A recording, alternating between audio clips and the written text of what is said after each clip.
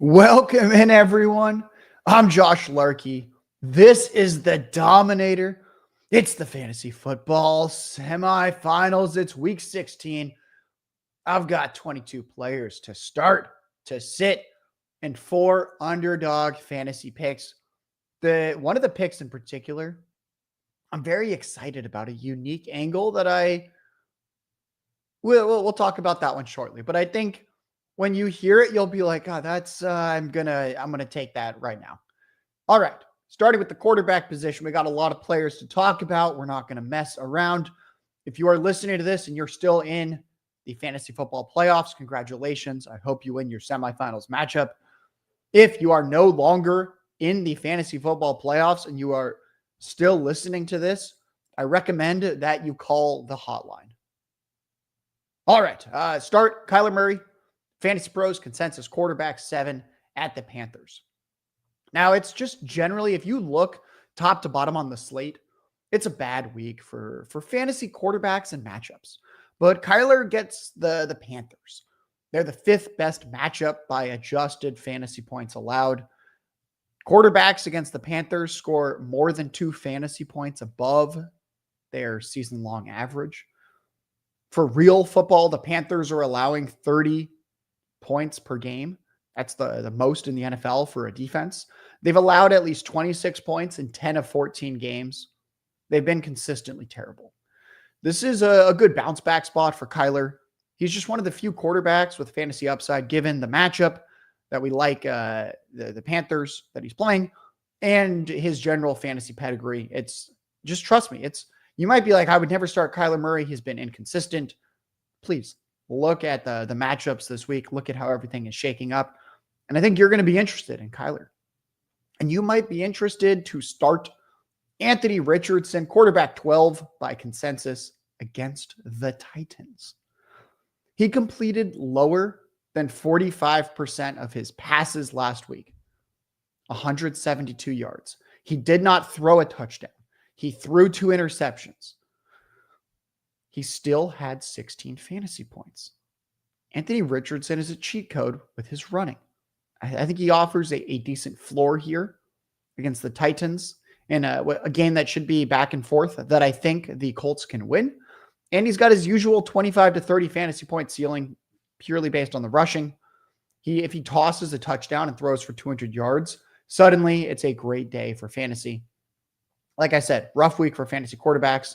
I'm starting Richardson myself in a couple leagues. And then lastly, stream at quarterback. Stream Caleb Williams. He's the consensus quarterback 17 versus the Lions. He had 26 fantasy points against the Lions the last time he played them. And it was basically in one half of football. It was on Thanksgiving. And now we look, please take a second. Next time you're at your computer or on your phone, go to ESPN depth charts. Look up the Lions defense. I looked at how many players they have on injured reserve. It is not 5. It is not 8. It is not 10. It is not 12, not 13, not 14. The Lions have 15 defensive players on injured reserve. This game, the Lions-Bears, is the 2nd highest Vegas game total for week 16. The Lions offense scores at will. The Lions defense has no healthy players. I believe they have 2 healthy starters. The Bears defense has struggled in recent weeks. I'm going to bet on the Bears passing attack this week. I'm going to bet on Caleb Williams in a couple leagues where I want some upside. Running back. Start Bucky Irving. Consensus running back 15 at the Cowboys. It's a slightly above average matchup. The Buccaneers are 4th in the NFL, surprisingly 4th, with 29 points per game, 4th best scoring offense. This team just put up 40 points against the Chargers.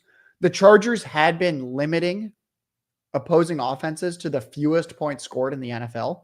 And then the Buccaneers show up and they're like, okay, we'll drop 40 on you.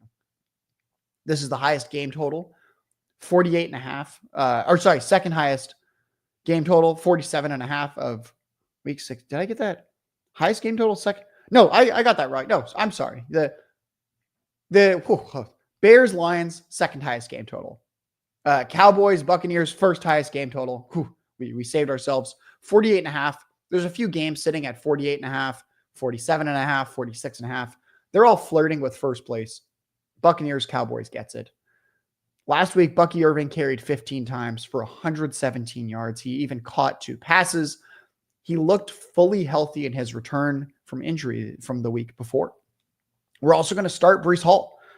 Consensus running back 19 by Fantasy Pros versus the Rams. Injury doctors on Twitter think Breece Hall's workload will increase this week. He returned from injury last week with the knee. They think he's going to keep getting ramped back up. And I believe them. Some people out there are like, they're going to save Breece Hall. They're going to shut him down. No. NFL teams don't think like that. The Jets do not care that they are out of the playoffs. They are going to play their best players. I think Breece Hall gets a slight boost from last week's workload, which wasn't even that bad. 9 carries, 30 yards, touchdown, 2 receptions, 21 yards. He got it done in week 15 for fantasy. I think he's got the larger workload this week because of A, the ramp up from the injury, and then B, primary running back Braylon Allen has a back injury. He's almost certainly not going to play. It's just going to be Breece Hall, Isaiah Davis.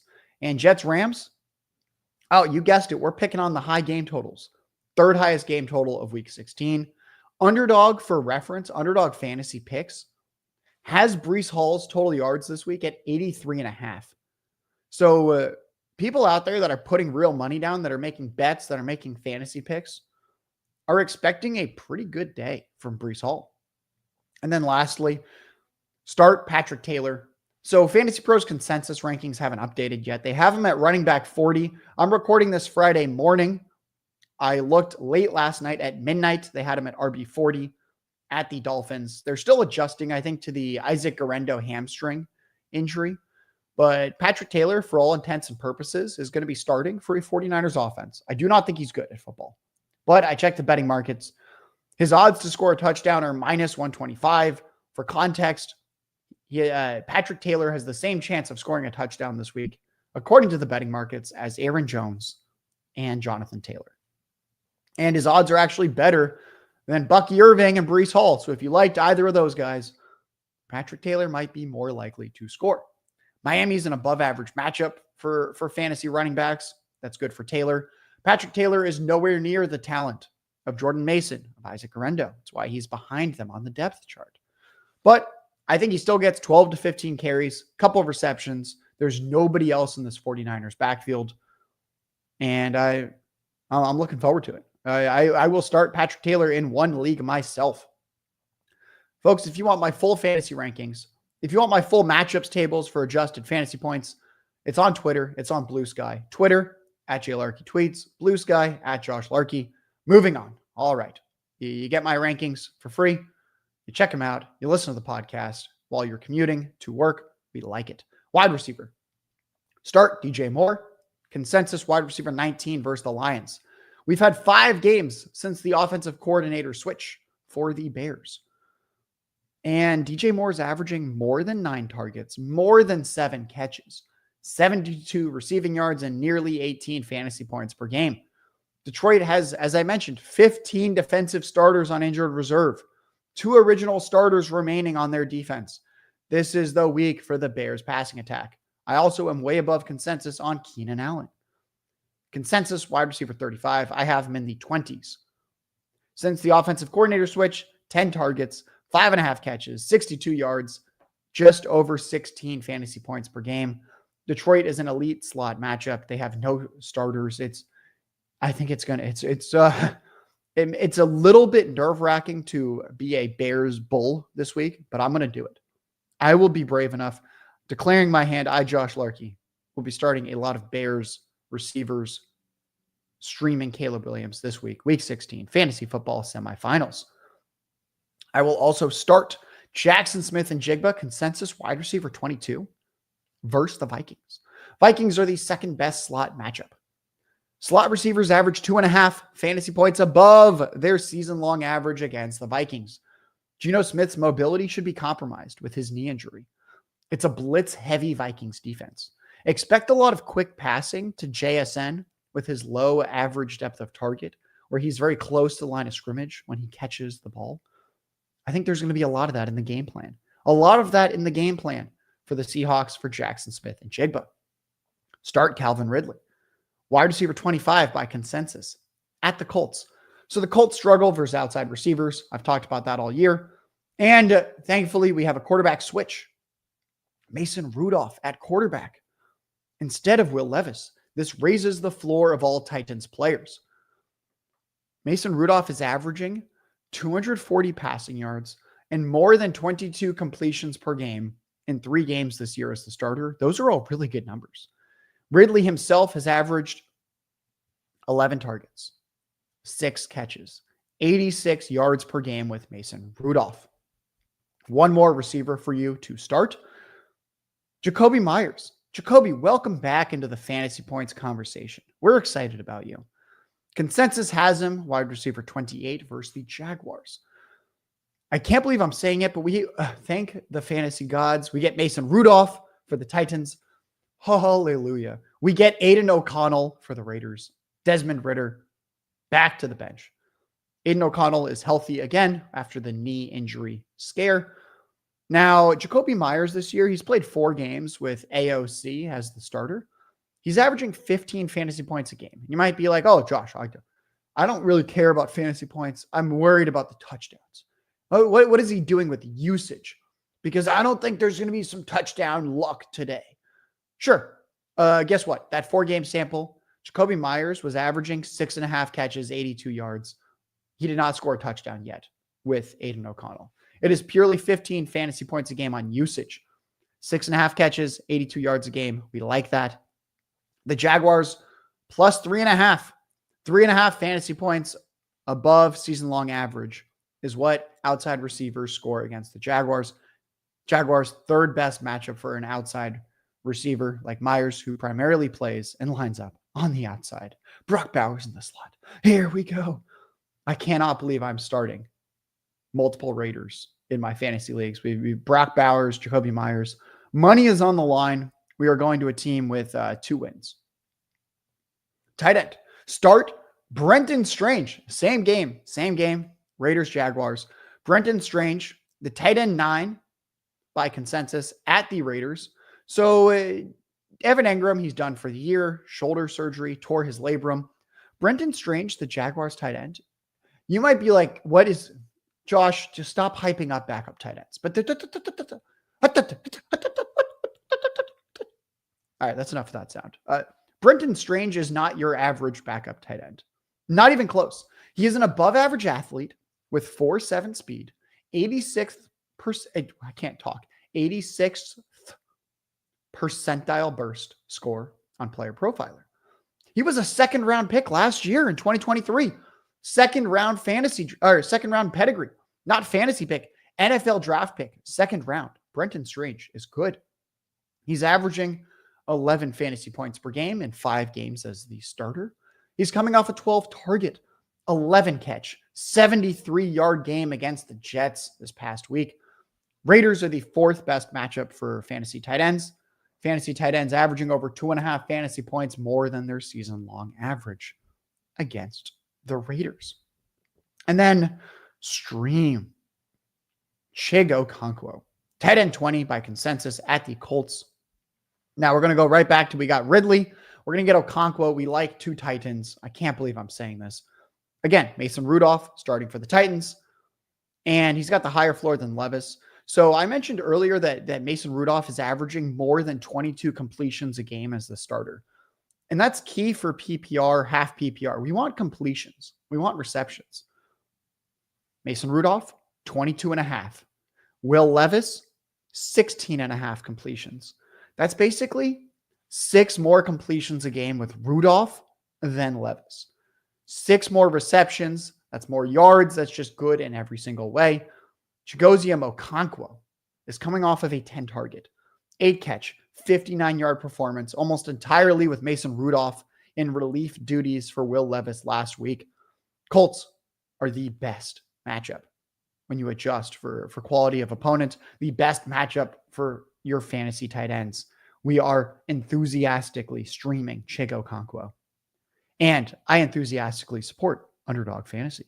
Hey, I know it's a popular statistic to cite, these underdog pick'ems, the vast majority of people go more than on any given player. Yeah, close to 80% of people, but that's because it's easier to find the shootouts than it is to find the dud games every Sunday afternoon. Like we knew week 5, Ravens-Bengals was going to be a shootout. And there goes Lamar Jackson for 4 touchdowns. There goes Joe Burrow for 5 touchdowns. Derrick Henry gets there. Zay Flowers is over 100 yards. Jamar Chase and T. Higgins both got there, as well as Chase Brown. Both Chases got there. You go more than. You 100x your payout on Underdog with their Pick 6 contest. But then you look at Dolphins Patriots, that's going down the toilet, right? Too bad Ramondre Stevenson at 18 fantasy points. But you improve your chances at positive returns when you correlate with these Underdog pick'ems. Use promo code Underworld. This is the biggest bonus Underdog has ever given out, up to $125.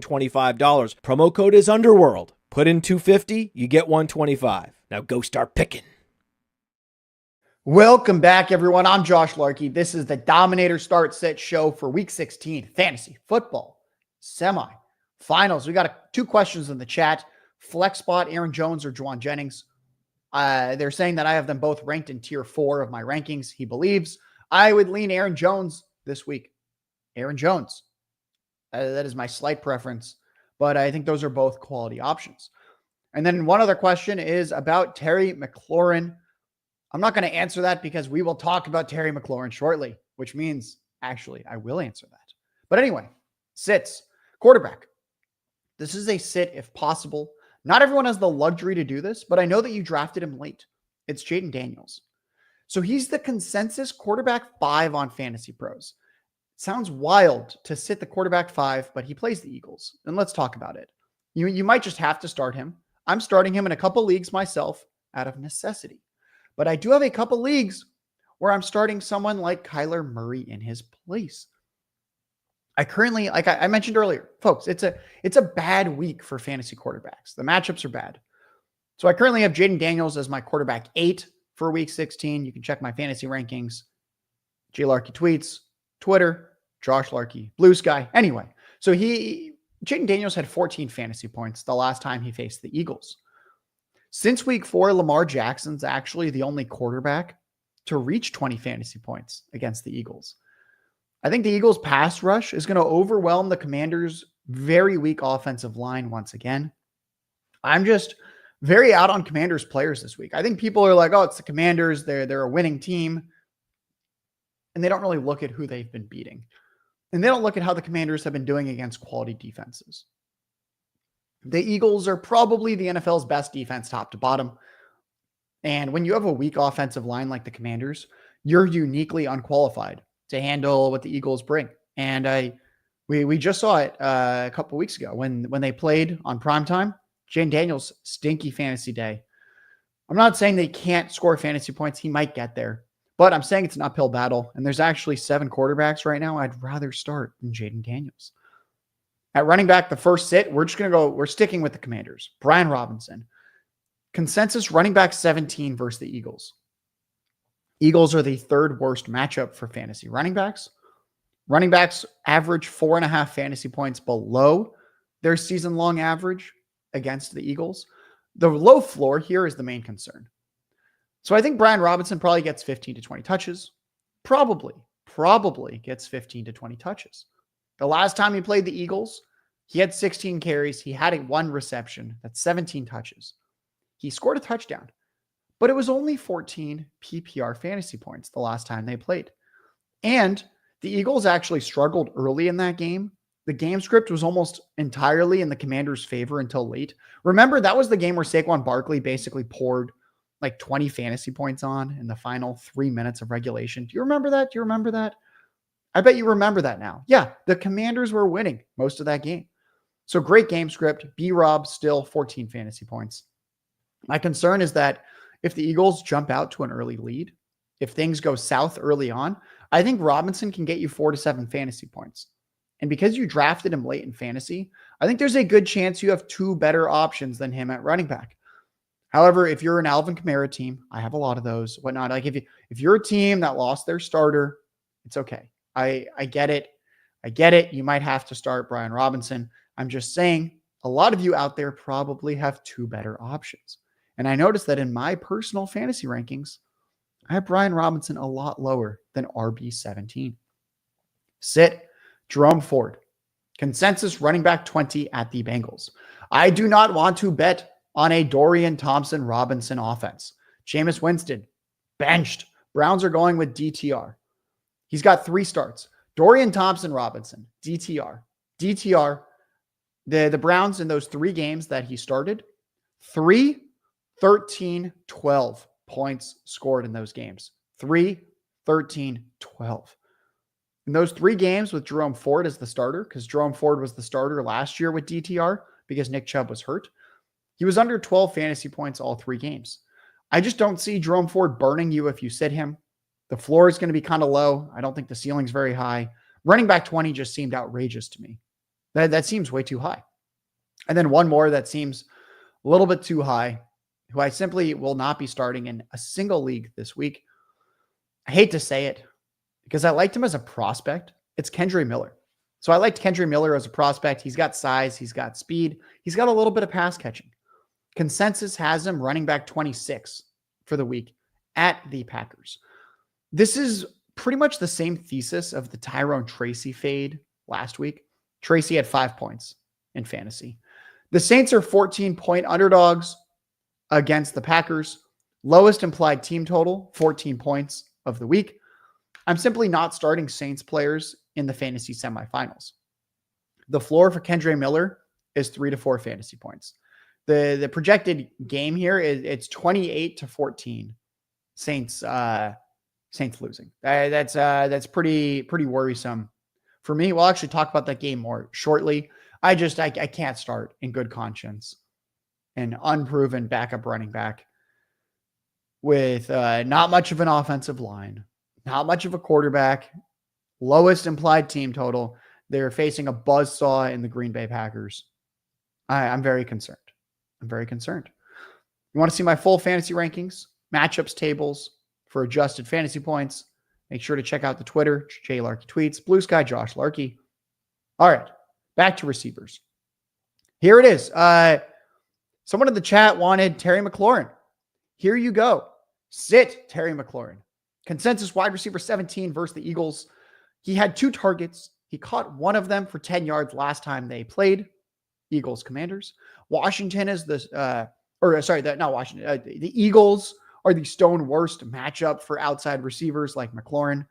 Outside receivers score 6 fantasy points below their season-long average against the Eagles. Stone worst. You probably have better options with a higher floor. I myself have Terry McLaurin just outside the top 24 wide receivers right now. And then sit Jerry Jeudy. Consensus wide receiver 30 at the Bengals. Wide receiver 30, it's insane. Dorian Thompson-Robinson is averaging 3.7 yards per pass attempt in his career. Under 4 yards per attempt. He's basically averaging half of what you're hoping for. It's horrible. 146 career pass attempts. That's pretty much 5 full games of a sample. Now, he started 3 games last year. In those 3 games, he had 121, 165, and 134 passing yards. Passing yards, one more time. 121, 165, 134. Dorian Thompson-Robinson simply does not pass the ball. His touchdown to interception ratio, when you add them up, was 1 passing touchdown and 4 interceptions. I'm sitting Jerry Jeudy because of the quarterback situation. You're essentially just hoping DTR is benched for Jameis, which feels like a thin play to me in the fantasy football semifinals. And then sit Jayden Reed, consensus wide receiver 32 versus the Saints. Now, Jayden Reed hasn't reached, he hadn't reached 4 catches or 30 yards in a game for 4 straight weeks. 4 straight weeks, under 4 catches, under 30 receiving yards. And then he blows up last week. Whoa. 6 targets last week, 5 catches, 34 yards against the Seahawks. How is this guy the wide receiver 32? Geno Smith got hurt in that game. Okay. So Geno, let me give you context. Geno Smith got hurt in the game. The Packers were coasting. They took their foot off the gas. Jordan Love only threw 27 times. The big concern for me was how the team got Jayden Reed more involved in the passing game. It was with a gadget plays. Let's look at average yards downfield for their targets last week. Packers receivers. 17 yards downfield for Romeo Doubs. Go deep, Romeo. Christian Watson, 15 yards downfield on average. Tucker Kraft, 13 yards downfield on average. Jayden Reed, negative 0.2 yards downfield. He was basically averaging, I think he totaled -1 air yards on his 6 targets. It was absolutely ridiculous. Absolutely ridiculous. I'm worried about gadget targets. I'm worried about pass volume. I mentioned before with Kendre Miller, the Packers are 14-point favorites. Team total for the Saints, 14 points. Do the math. The projected score is 28 Packers, 14 Saints. And then you're like, okay, that's great. Jayden Reed will score 28 points. Well. Jayden Reed's anytime touchdown odds puts him around plus 200, 33%. You've got like a 1 in 3 chance Jayden Reed scores. Underdog Fantasy has Jayden Reed props at 3.5 receptions, 41.5 yards. Not great. Not great. Tight end. And we got one tight end. And then I'm going to answer some questions in the chat. And then we got 4 Underdog Fantasy picks, and I'll get you out of here for those fantasy football semifinals. Sit Jake Ferguson. Consensus, tight end 13 versus the Bucks. I know a lot of people are starting Jake Ferguson this week. I've seen a lot of people show me him in their lineup. I'm just lower than Jake Ferguson compared to consensus. The matchup is good. 5th best matchup playing the Buccaneers. Game total, it's good. Highest game total. But I think Jake Ferguson's just more of a streamer now. I don't think he's that much different from Chig Okongwo. Yet they're ranked wildly differently by a lot of people. In 4 games with Cooper Rush as the starter, Ferguson is averaging 4 targets, 2.5 catches, 22 receiving yards per game. He has not scored a touchdown. Jake Ferguson is Dak Prescott's guy. To this point, he has certainly not been Cooper Rush's guy. Maybe that'll change this week, but there's just a lot of good tight end options right now that are not Jake Ferguson. A couple questions in the chat. Let's see. Someone said, is it feasible to start both Mike Evans and Jalen McMillan? I don't love that, but yes, you can look at my rankings. I have Jalen McMillan ranked quite highly this week. McMillan is coming off back-to-back really strong games, and I liked him as a prospect. Someone said, I'm sitting Terry McLaurin over Khalil Shakir, Bucky Irving. I think that's fair.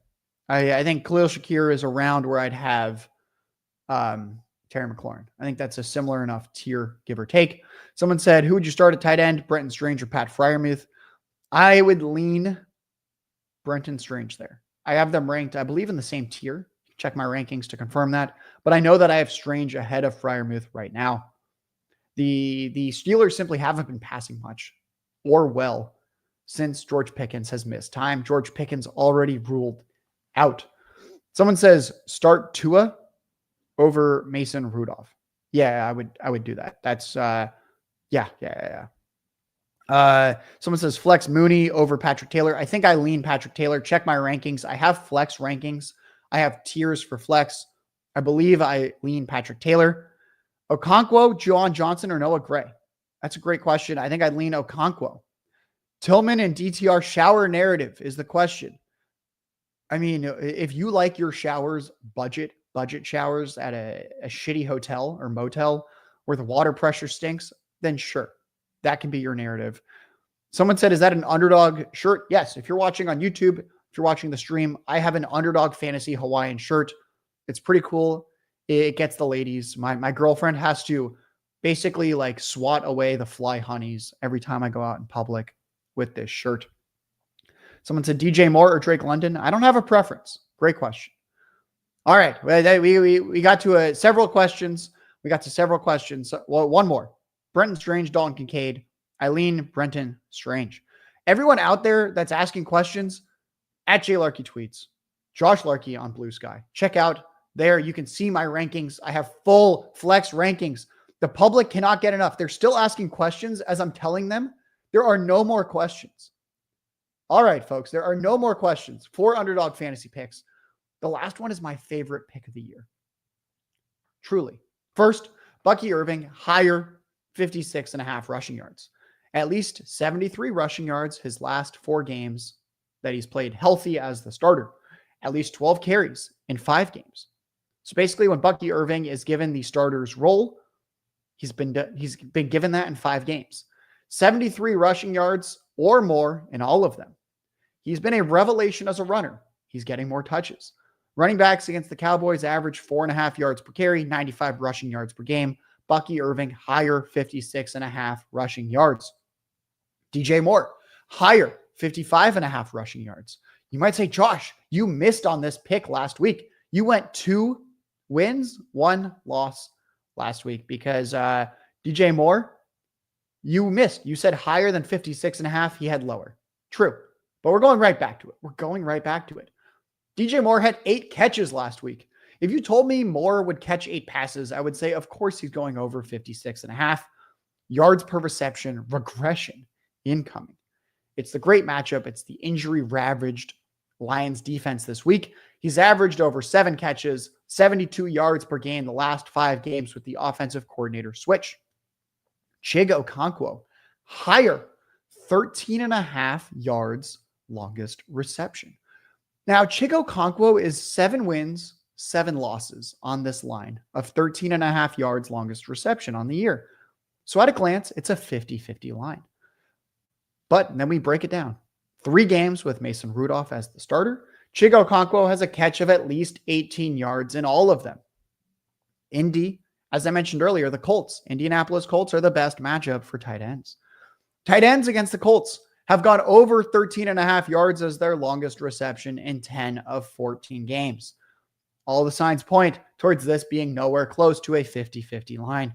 It is in favor of Chig. And lastly, my favorite one of the season, I wanted to bet against Dorian Thompson-Robinson. I wanted to find a way to do it. I think I found it. Jerry Jeudy, lower than 22.5 yards longest reception. So we need Jerry Jeudy to have a reception of 22 yards or shorter to win. So Dorian Thompson-Robinson has thrown 146 NFL passes. One of those 146 was longer than 22.5 yards. That pass was 23 yards. It's truly, truly pitiful. It's so pitiful. I don't think Judy's getting there this week. I mean, the dude DTR is 1 of 146 higher, and it was 23 yards on the dot.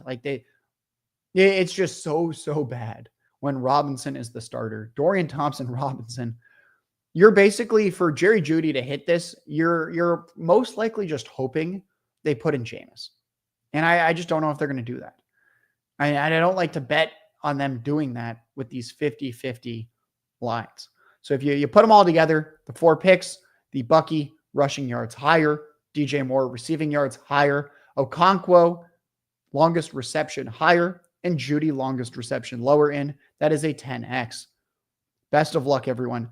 The comments are coming in the chat. Someone said, you're avoiding my question because it's difficult. No, I have my rankings on Twitter. What is going on? I do not understand what is going on. Someone said DJ Moore rushing or receiving. Receiving. Oh my God. Numbnuts out there who think DJ Moore's rushing line is 55.5 yards. Oh my. Whew. I'm about to get fired up at these questions. Folks, I love it. The chat's been awesome. As always, we hate the chat. We love the chat. Folks, we love the chat. I wish I could get to all of them.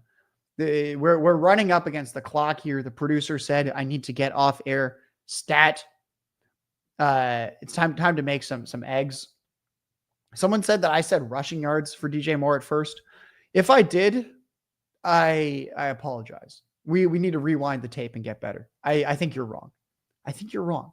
I think I'm right. Anyway, folks, that's 22 players to start to sit for Underdog Fantasy Picks. I'm Josh Larky. This is the Dominator. Stay plugged into everything. Player Profiler. Check out all the DFS products. Check out the Dynasty rankings. Check out the fantasy rankings. Check out my fantasy rankings on Twitter. Thank you, folks. And I hope that you have a great and profitable Week 16 fantasy football semi-finals. Hey, I want to thank you for being part of this broadcast. If you have any thoughts on it, leave a comment. If you enjoyed it, make sure you leave a like. And if you want to see more shows on the Player Profiler channel, subscribe to it. That's how we know you want more.